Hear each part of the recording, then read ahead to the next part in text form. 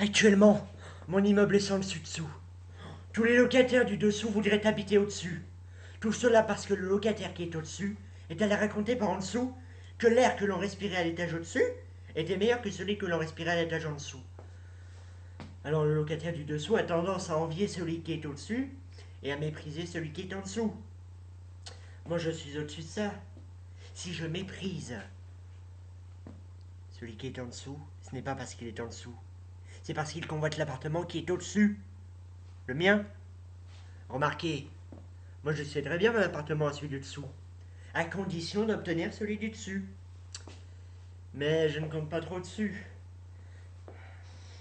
Tout d'abord, parce que je n'ai pas de sous. Et ensuite, au-dessus de celui qui est au-dessus, il n'y a plus d'appartement. Alors le locataire du dessous qui monterait au-dessus obligerait celui du dessus à redescendre en dessous. Or, je sais que celui du dessus n'y tient pas. D'autant que, comme la femme du dessous est tombée amoureuse de celui du dessus n'a aucun intérêt à ce que le mari de la femme du dessous monte au-dessus. Alors là-dessus,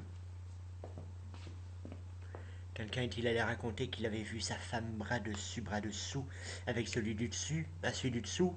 Bref, toujours est-il que celui du dessous l'a su. Et un jour que la femme du dessous était allée rejoindre celui du dessus, comme elle retirait ses dessous et lui ses dessus, soi-disant parce qu'il avait trop chaud en dessous, je l'ai su. Parce que dans le dessous, on entend tout ce qui se passe au-dessus. Bref, toujours est-il que celui du dessous leur est tombé dessus. Comme ils étaient tous les dessous, ils se sont tapés dessus. Et finalement, c'est celui du dessous qui a eu le dessus.